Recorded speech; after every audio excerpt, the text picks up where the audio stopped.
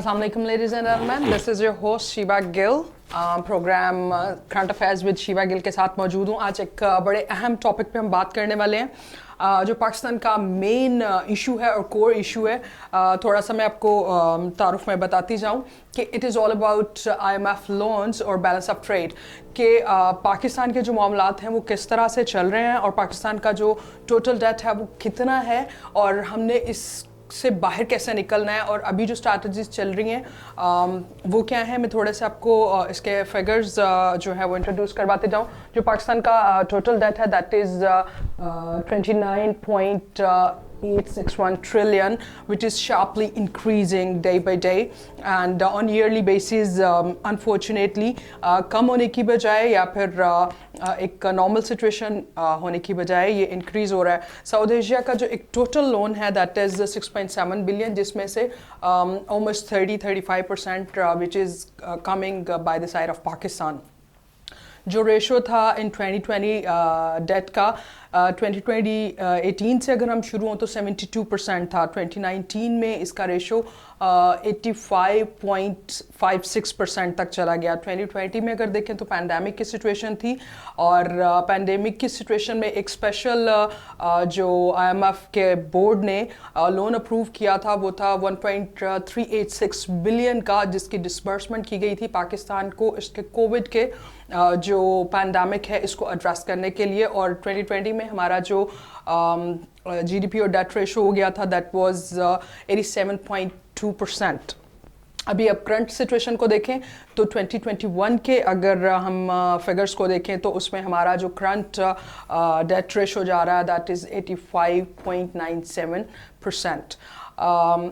Overall जो है वो हालात कोई अच्छे नहीं हैं. अगर हम IMF के लोन्स को देखें और हमारा बैलेंस ऑफ ट्रेड देखें तो चीज़ें काफ़ी कंफ्यूजिंग हैं, अलार्मिंग हैं कि पाकिस्तान ने इस सिचुएशन से बाहर कैसे निकलना है.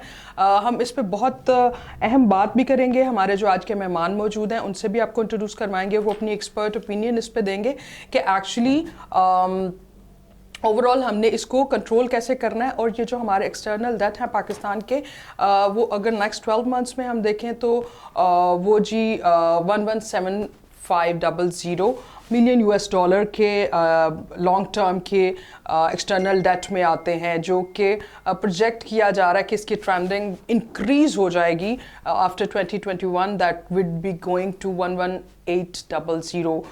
सो ये बड़ा अलार्मिंग सा सिचुएशन है. आपको मिलवाती हूँ अपने आज के मेहमानों पे, उस पर एक और चीज़ का जिक्र करती जाऊँगी. पाकिस्तान जो है वो उन ममालिक में है जिन्होंने मैक्सिमम लोन ले चुके हैं और अभी तक उसके रिफंड्स नहीं. जो ज़्यादा वर्ल्ड रेशो में लोन्स IMF से हासिल किए गए उनमें जो ममालिक आते हैं टॉप 5 की अगर हम बात करें तो USA, UK, France, Germany and so on. इन्होंने लोन्स लिए बट उन्होंने रिटर्न करके IMF के उस जो अपनी नीड को पूरा किया उसमें काफ़ी हद तक अपने आप को बाहर भी निकाला. बट अभी पाकिस्तान की जो करंट सिचुएशन है इन्होंने मैक्सिमम लोन्स राइट नाउ उन्होंने लिए हुए हैं. और ब्रुनेई जो है वो एक ऐसा कंट्री है जिसका लोएस्ट IMF का लोन रेट है जो कि 2.46% ऑफ देयर GDP. सो इस सारी सिचुएशन को मद्देनज़र रखते हुए आपको मिलवाती हूँ हमारे आज के मेहमानों के साथ.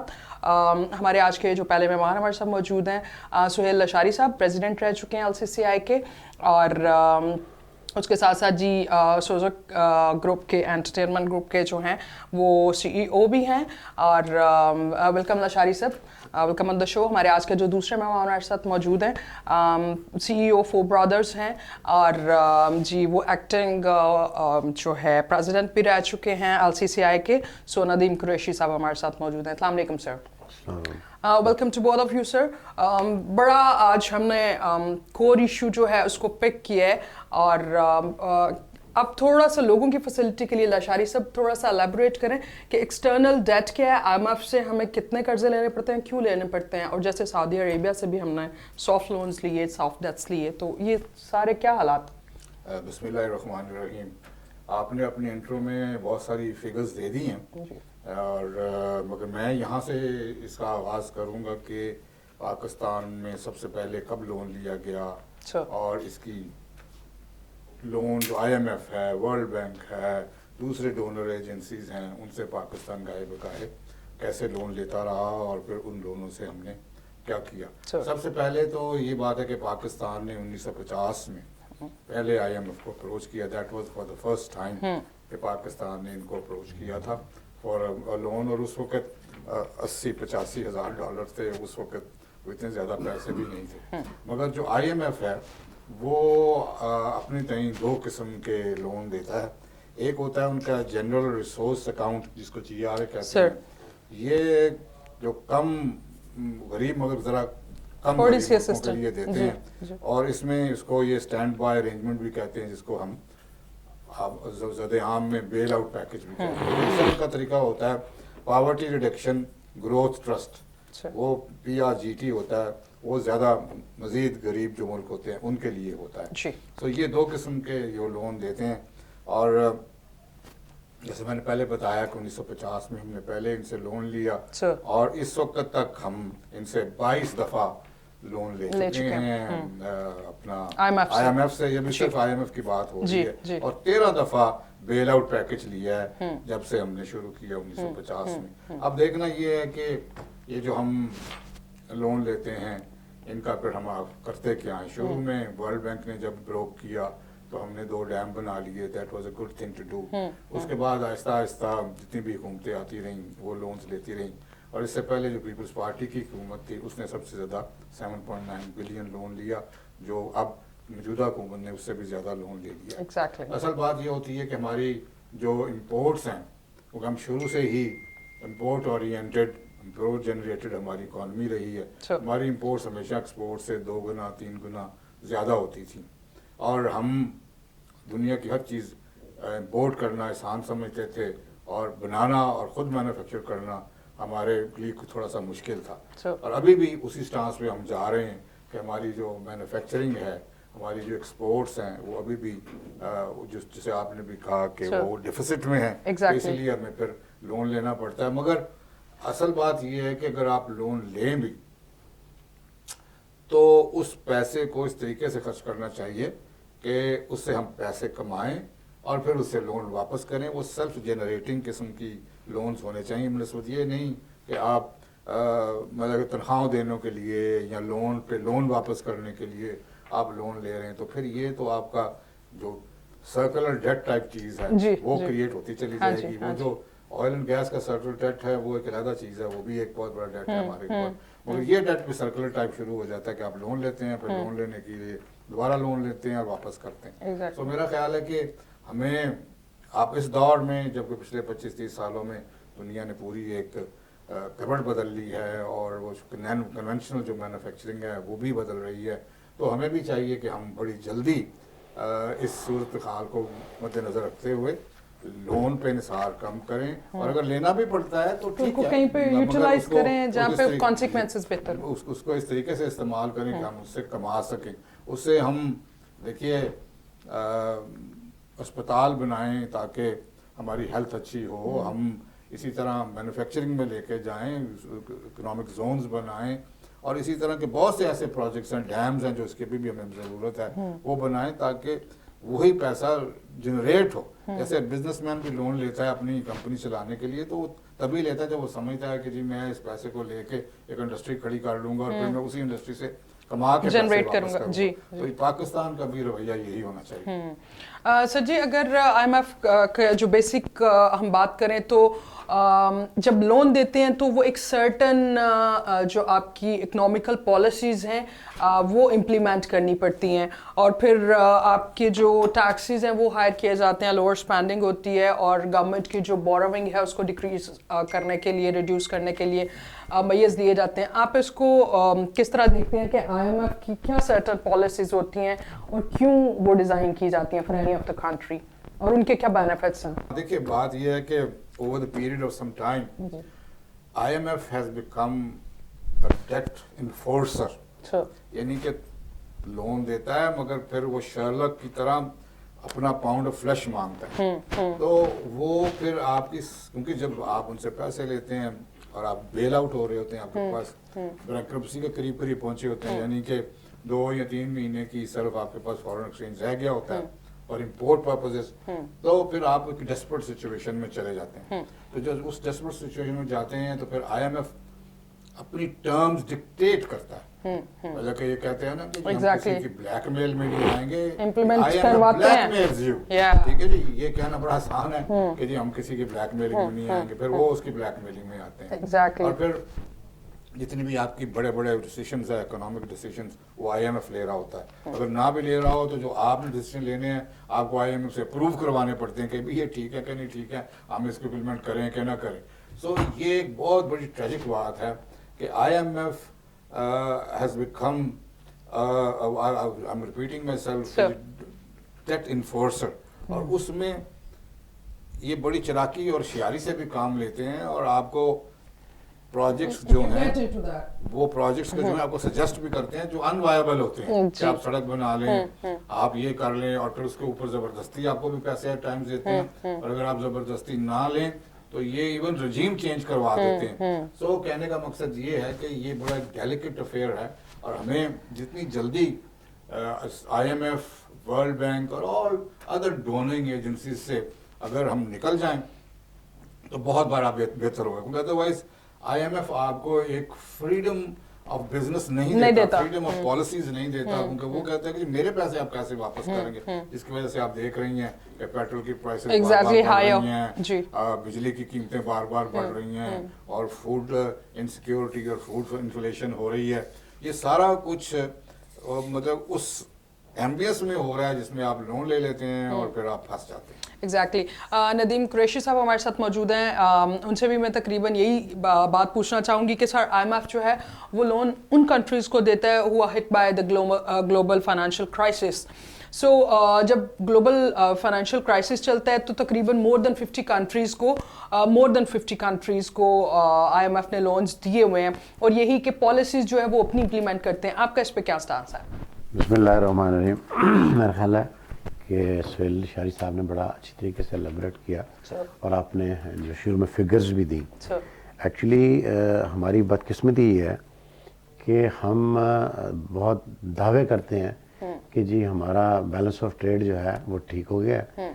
अब मुझे समझ नहीं आती कि वो बैलेंस ऑफ ट्रेड हमने कहाँ से ठीक कर लिया, कि ऊपर से आके तो कोई ठीक करेगा नहीं, ये मैंने और आपने करना है। बिल्कुल ऐसे ही, ये सरकार नहीं ठीक करेगी तो ये नहीं ठीक होगा।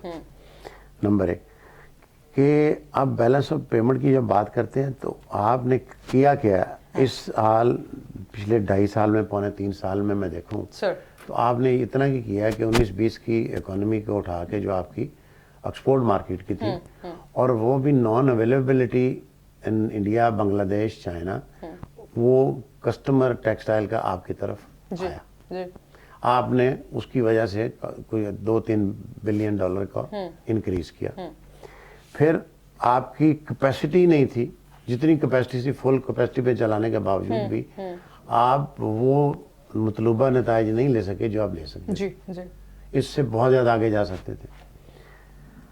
अब मेरी बात किस्मती है कि मैं आज आके फिर ज़राअत पे आ जाता हूँ। एग्रीकल्चर जो है वो पाकिस्तान ने अगर जिंदा रहना तो एग्रीकल्चर पे रहना जी।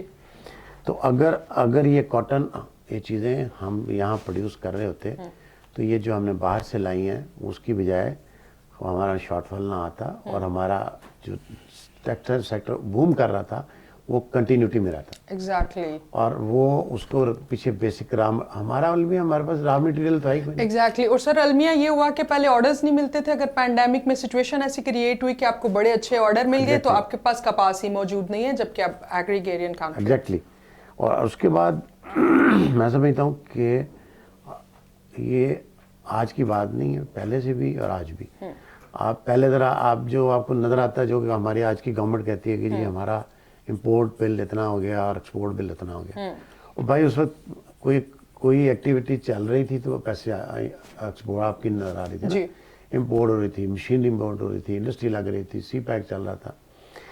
अब उसके बाद वो जो इंपोर्ट चीज़ें नहीं हुई तो वो आपका जो इंपोर्ट बिल आया, नीचे आया, मुझे बताएं उसका फ़ायदा क्या हुआ कि जितना इंपोर्ट का बिल नीचे आया आपने चीनी में ज़ाया कर दिया और गंदम में ज़ाया कर दिया। एग्जैक्टली, आपने वही वापस मंगवा के तो। और अगले साल भी यही होगा। अभी ये ख़त्म नहीं हुआ, ये अभी शायद आने वाले 2 साल तक ख़त्म नहीं होगा, क्योंकि ना गवर्नमेंट इस बात को रियलाइज़ कर रही है कि हम गंदम की, अभी पिछले दिनों में میں CM کو یہ ہو رہی تھی So- کہ 16.5 کی بجائے 1800 کا شاید ریٹ فارمر کو دے رہے ہیں.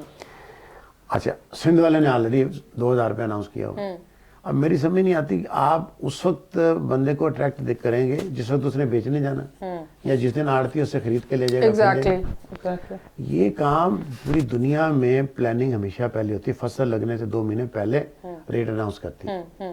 آپ اپنے انڈیا میں دیکھ لیں, کاٹن کا ریٹ دیکھ لیں, ہر چیز کا ریٹ وہ فصل لگنے سے پہلے 2 مہینے پہلے اناؤنس کرتی ہے, اس کی کیٹیگری کرتی ہے. جی ہمارے یہاں کیٹیگری کا تو دروازہ ہی کوئی نہیں. کیا کہتے ہیں جی اسٹیپل لینتھ جو ہے 28 ہونی چاہیے, اس سے نیچے کی ہونی نہیں چاہیے.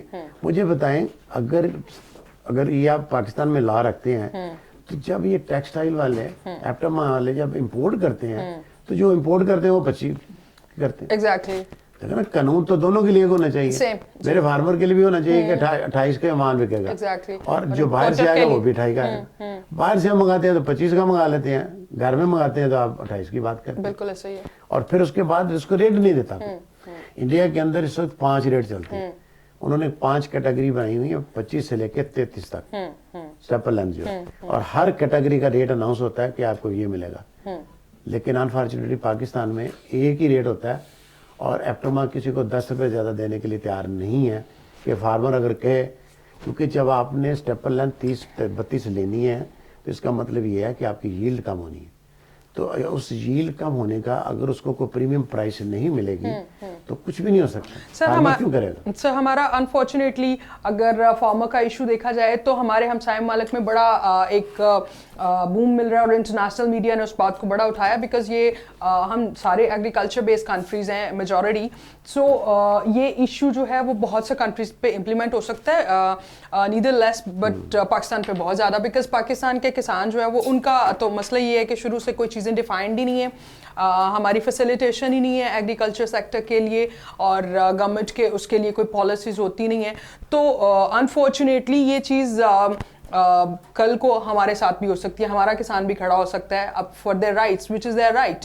سو اس کو آپ کیسے لیتے ہیں, اور keeping the whole scenario in mind how we could cope up with this situation ٹھیک ہے جی, for further improvement of this kapas and all. جس کی آپ انڈیا کی بات کرتے ہیں, انڈیا میں فارمر کی بہت بڑی سے ہے وہاں, اور پاکستان کے فارمر میں زمین بڑا فرق ہے جی.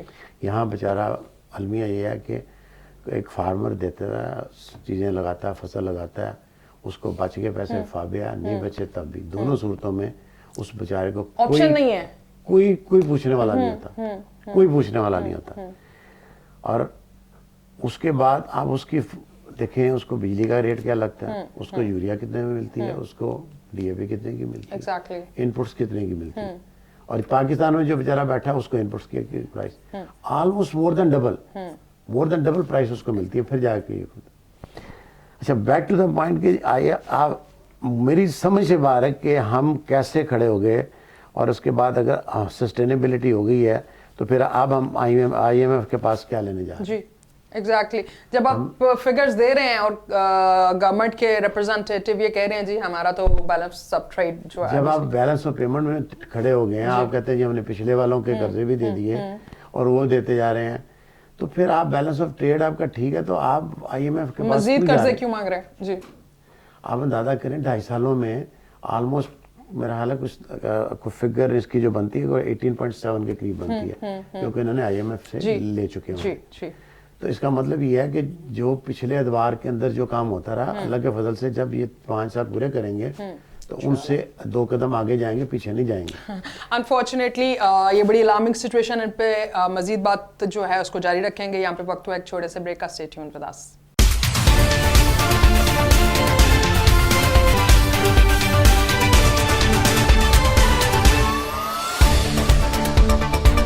Welcome back after the break پہ جانے سے پہلے جی ڈسکشن چل رہی ہے کہ IMF سے پاکستان نے کتنے لونز لیے ہیں, کیسے ہم نے اس سچویشن سے نکلنا ہے, کہاں پہ آ کے ہمارا فل سٹاپ ہوگا. پاکستان اس وقت جو ہے وہ ایک ایسی سچویشن میں ہے جہاں پہ ہم مزید رسک نہیں لے سکتے, اور جو ہم IMF سے لونز لے رہے ہیں اور اوور آل اور بھی بہت سے لونز ہم نے لیے ہوئے ہیں, ان کو ہم نے پے بیک کیسے کرنا ہے اور پھر اپنے آپ کو سسٹین کس طرح سے کرنا. لاشاری صاحب ہمارے ساتھ موجود ہیں. سر مجھے بتائیے گا کہ آپ کا پوائنٹ آف ऑफ व्यू इस पे क्या है कि हम इसमें से कैसे निकलेंगे और जो बाकी लोन लिए उनको कैसे मैनेज करेंगे? हम तो IMF के मसलों से नहीं निकल पा रहे। आपने बजा फरमाया, क्योंकि पाकिस्तान ने सिर्फ IMF से ही लोन नहीं लिए हुए, बहुत सी डोनर एजेंसी से इन्होंने लोन लिए हैं और फिर कंट्री टू कंट्री के भी लोन लिए हुए, जैसे आपको पता है सऊदी अरेबिया से लिया, UAE से लिया, सऊदी अरेबिया ने पैसे भी वापस सर वो तो जबरदस्ती निकलवा लिए, वरना हम तो ना देते इतनी जल्दी। वो ऑब्वियसली अभी भी उन्होंने डेफर पेमेंट फिर कर दी हमें 1 साल की, जैसे ही थोड़े से हालात बेहतर हुए। मगर इस वक्त तकरीबन 200 मिलियन हमने वर्ल्ड बैंक से लिया हुआ है, फिर पेरिस क्लब से 11.3 बिलियन डॉलर लिए हुए हैं, इसी तरह 27 बिलियन हमने मल्टीनेशनल डोनर से। ये आदत तो नहीं पड़ेगी पाकिस्तान को? वो मैं वही कह रहा था ना जी, ये आदत ही पड़ गई है और ये फाका मस्ती लाएगी रंग एक दिन।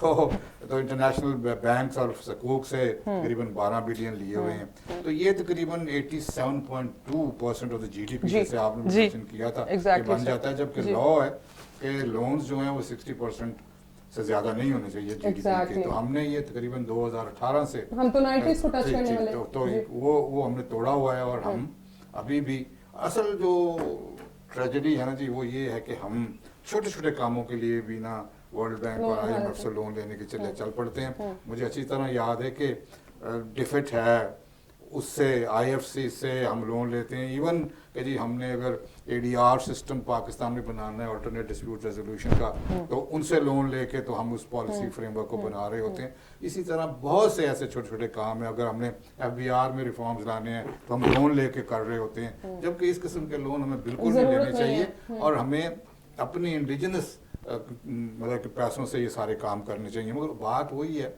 जो कृषि साहब भी कर रहे थे कि अगर आपने जो हमारी कैश क्रॉप्स होती थी, कॉटन, राइस, मेज एंड व्हीट, अगर ये इंपोर्ट करना शुरू कर दिया तो इंपोर्ट बिल आपका कैसे कम होगा? इंपोर्ट तो बिल हम मानते थे कि चलो तेल नहीं है हमारे पास, कुकिंग ऑयल नहीं है हमारे पास, ये बड़े बड़े बाहर से आप चीज़ें मंगवा लेते हैं, गैस नहीं है और पेट्रोलियम प्रोडक्ट्स नहीं है। मगर अब अगर आप ये भी चीज़ें मंगवानी शुरू कर देंगे, जो कि हमारा स्ट्रेंथ था to export these things, Afghanistan में बहुत सी हमारी गंदम जाया करती थी एंड थिंग्स लाइक दैट, तो हमें अब सोचना यही है, एक तो ऑब्वियसली फूड सिक्योरिटी और उसके साथ जो हमने मिटिगेट करना है क्लाइमेट चेंज।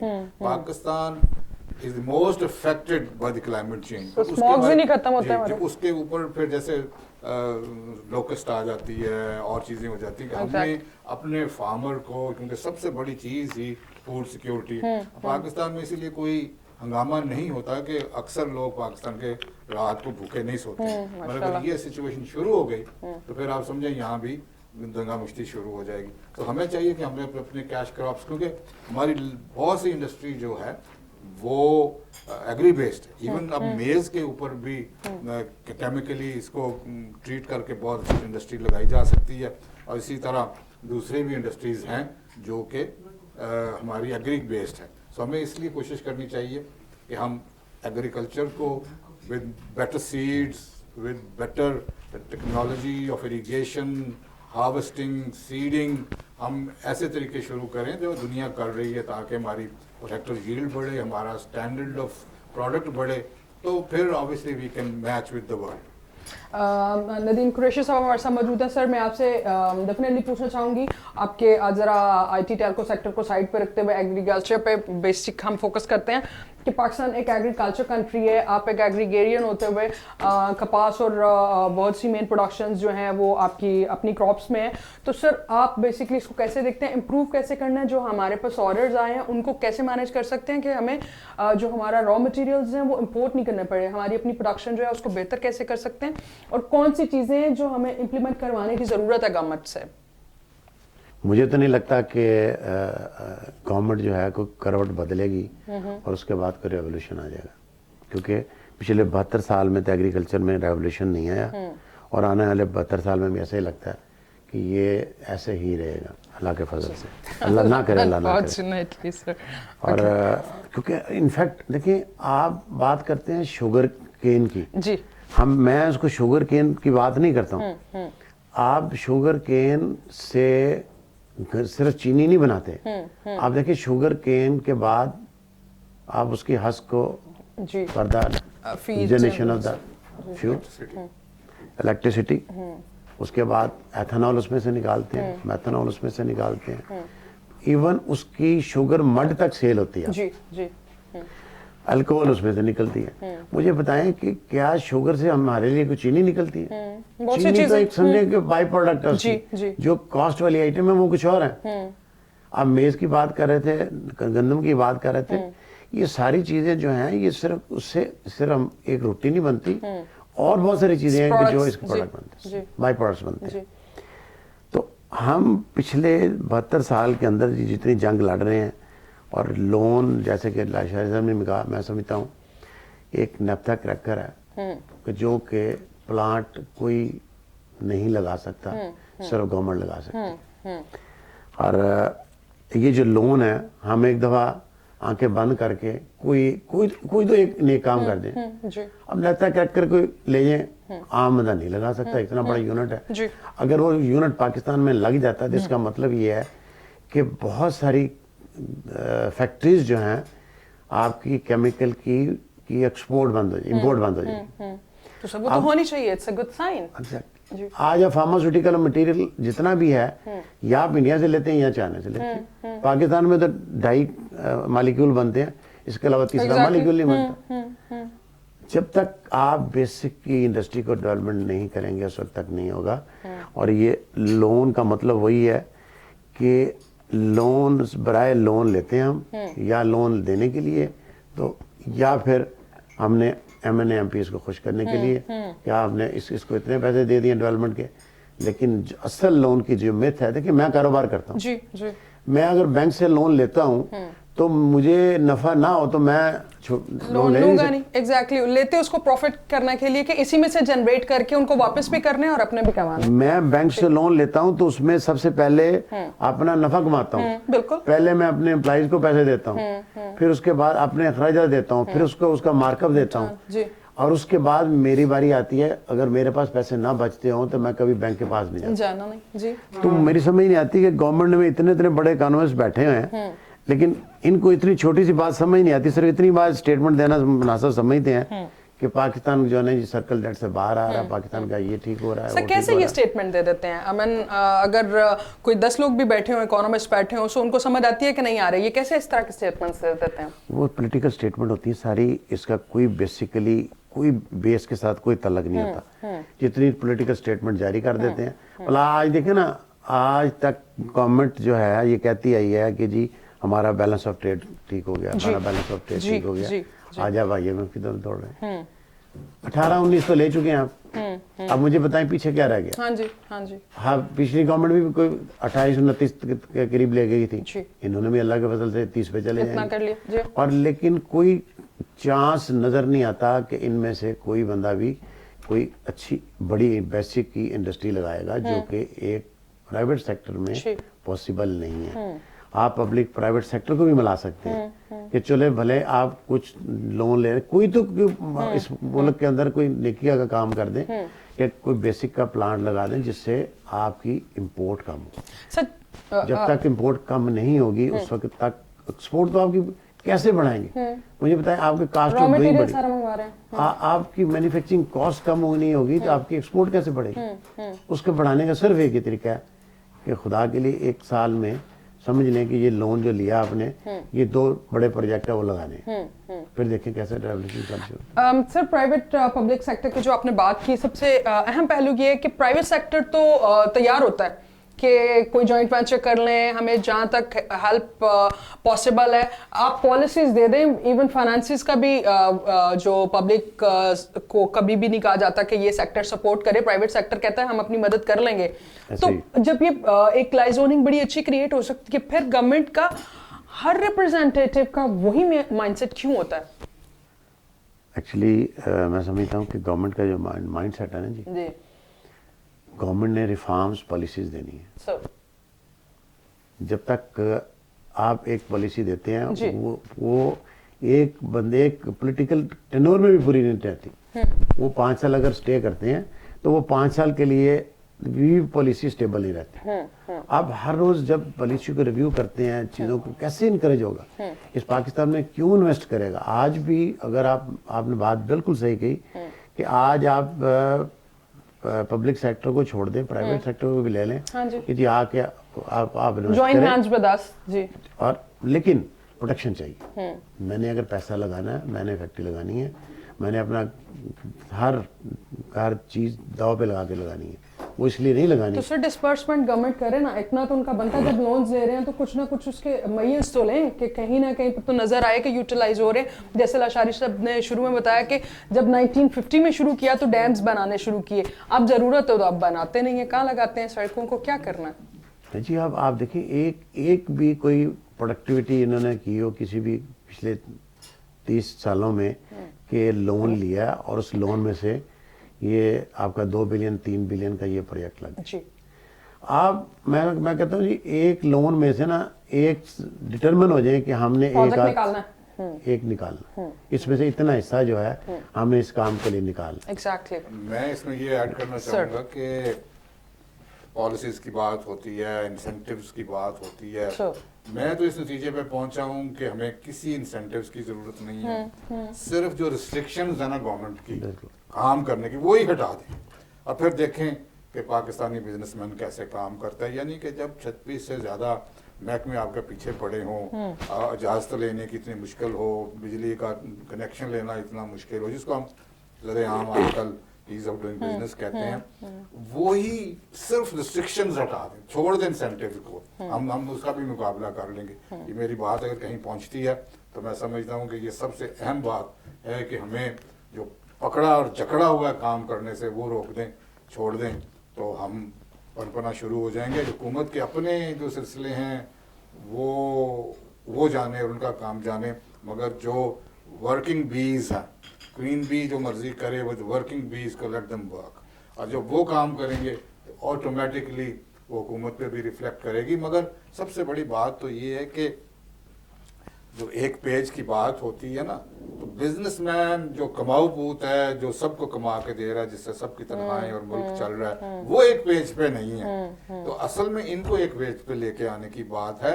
और जब ये ओन अप कर लेंगे आपकी पॉलिसीज को, ये खुद पॉलिसी की मेकिंग में बैठे होंगे, जब हम 1000 दफ़ा अक्सर प्लेटफॉर्म से ये कह चुके हैं कि इनको कमेटियों में शामिल करें जो आपको कमा के देते हैं, और उनको फ्रीडम ऑफ वर्क दें, ईज ऑफ बिजनेस नहीं, फ्रीडम ऑफ बिजनेस दें, तो फिर आप देखें कि पाकिस्तान का बिजनेस कैसे काम करता है। ऑब्वियसली हम ये चाहते हैं कि अकाउंटेबिलिटी भी साथ साथ हो, ऐसी बात नहीं है, बट स्टिल एक दफ़ा उड़ने दें, फिर जहाँ जहाँ आपने पर काटने हैं वो काट लीजिएगा, मगर एक दफ़ा उड़ने तो दें, और उड़ने से पहले ही आपने उनको घोंसलों से ही निकलने दे रहे। तो उस तरह से बिजनेसमैन को अगर वो freedom of thought, freedom of action, freedom of work नहीं है, तो मेरा नहीं ख्याल है कि हम फिर इसी तरह चलते रहेंगे जैसे कुरैशी साहब कह रहे हैं, कदम ब कदम, मगर हम भाग नहीं सकेंगे। एग्जैक्टली। कुरैशी साहब, your last words for this with a remedy के किस चीज़ पे ईज ऑफ डूइंग बिजनेस कर दें, सिर्फ कोई एक रिलैक्सेशन भी अगर दे दें तो शायद एग्रीकल्चर के लिए बहुत बेहतर हो सके। मेरा ख्याल है कि जैसे लाशारी साहब ने भी कहा कि आप यकीन माने कि हमारे किसान को सब्सिडी नहीं चाहिए, हमारे बिजनेसमैन को सब्सिडी नहीं चाहिए, कतई नहीं चाहिए। सिर्फ उसको वो माहौल पैदा कर दें, आप पॉलिसीज़ को ठीक कर लें और उसको वो माहौल दे दें कि उसकी किसान की प्रोड्यूस बिक जाए, और जो प्राइवेट सेक्टर का अगर कोई फैक्ट्री ऑनर है तो उसको पॉलिसीज़ के अंदर आप उसको सपोर्टिव बनाएं। हमारी मुसीबत ये है कि हमारी गवर्नमेंट के अंदर जो फैसिलिटेटर हैं, जिस डिपार्टमेंट को हमें फैसिलिटेटर का नाम देना चाहिए, वो एडमिनिस्ट्रेटर बन गए हुए हैं। मतलब मुझे बताएं कि ये हमारा क्या अलमिया है कि अगर हमने गलती के साथ पाकिस्तान में कारोबार शुरू कर दी, मतलब इसका मतलब ये है कि ये गुनाह कबीरा किया हमने कि हम बाहर नहीं गए, हमने पाकिस्तान में काम शुरू कर दिया, और उसके बाद डिक्टेट कराने के लिए 25 बंदे ऊपर बैठे हुए, आपने ये नहीं करना, ये भी नहीं करना, ये भी नहीं करना। तो बड़ी अच्छी बात की शाह साहब ने कि आप खुदा के लिए आपने 72 साल दिए हैं, 2 साल आज़ादी के दे के देख लें कि लोगों को फ्रीडम देंगे, आपको कोई नहीं पूछेगा। उसके बाद आप देखें क्या आपका टैक्स रेवेन्यू बढ़ा है, आपकी मुल्क ने ग्रोथ की है, आपका सर्कल डेट कम हुआ है, आपकी एक्सपोर्ट बढ़ी है, इंपोर्ट कम हुई है। आपको अगर आप 2 साल भी नहीं दे सकते तो फिर मेरा ख्याल है अल्लाह ही आफत है, फिर तो कुछ नहीं हो सकता इसमें। मैं सिर्फ एक बात ऐड करना चाहूँगा सर, एक स्लोगन और एक फिक्रा, जो वो ये है कि let them encourage to do more, Yeah. So this is the slogan for the Pakistani government to give it to the private sector, even to their own sectors as well. Okay, let us encourage them to do more. Thank you very much. That's all for today. हमने बड़े अहम topics पे बात की और जैसा कि आपको पता है कि IMF के कर्जों से निकलना बहुत ज़रूरी है. So I'm winding up with the words of Lashari Sahab कि yes, our government should encourage the people and private sector in particular so they can do better for the Pakistan. अपना बहुत सा ख्याल रखिएगा. Stay safe, stay home. Allah Hafiz.